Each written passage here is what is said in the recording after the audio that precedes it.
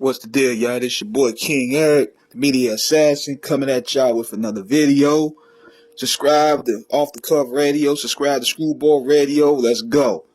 So, I looked at the interview that Wallow and Gilly did with Suge Knight, and it was pretty good.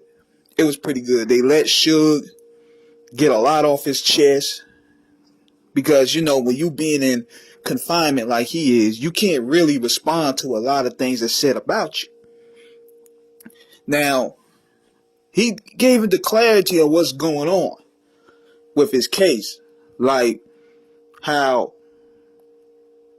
he feel that he was being railroaded into taking that 28-year plea because they were going to give him 100 years at first. And he made a comparison of how untreated that he's been, because the only people that they really gave 100 years to was Timothy McVeigh and the dude that did the Boston Bombers. So he felt that there was an agenda planned against him from the start, and he didn't receive a fair trial. That's why he pled out and took the 28. Now, he also got into some interesting things, even though we already heard about how he looked out for Snoop, how he looked out for Dre. One thing that I picked up from this interview is that this dude hates Dr. Dre with a passion. He don't want to give Dre credit for anything. If anything, he gave Snoop more credit for building Death Row than Dre. And Dre and Suge were like co-partners of the label.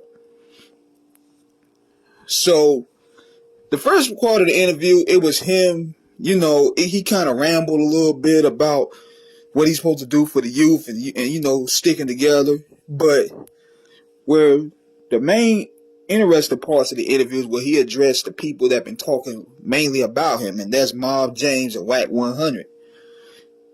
And I could tell that trucker reference got under Whack's skin, to where now, not only he on Clubhouse doing 40, 50-minute rants about it, he said he wants to go on Joe Budden podcast and defend himself. So, I don't care what he says. He wants the admiration that Suge Knight once had. Even though he said he don't want to be like him, based off where he's at now, from the way he operates, you could tell that he wants that admiration and respect that he once had. Because Suge Knight was once upon a time the most feared entity in the music business. And Wack wants that.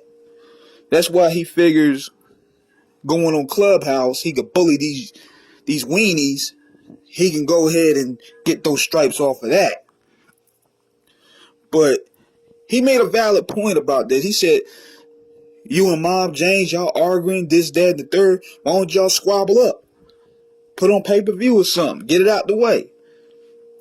And he made a valid point about that. Because one thing you can say about Suge, he did get down. Even though he got knocked out twice, he got shot, he been out there.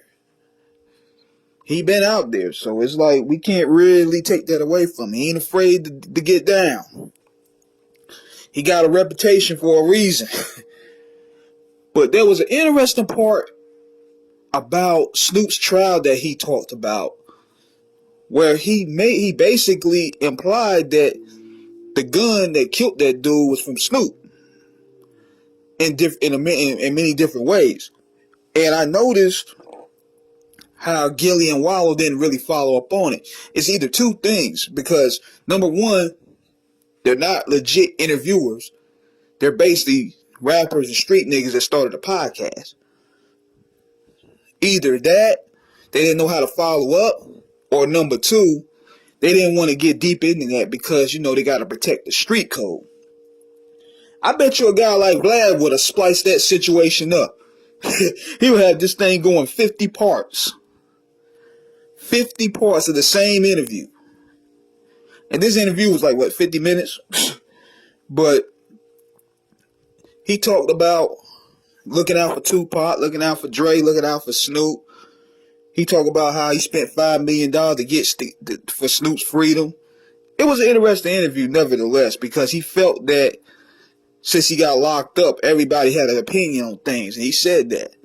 He said when he was out in the streets, none of these people said anything. But overall, I thought it was a pretty cool interview. It's enough to keep his name going viral and stuff. And Whack 100, he feeling a sort of way about it. So we gonna see where it goes. So let me know what you guys think in the comments. Subscribe, hit the like button. Peace.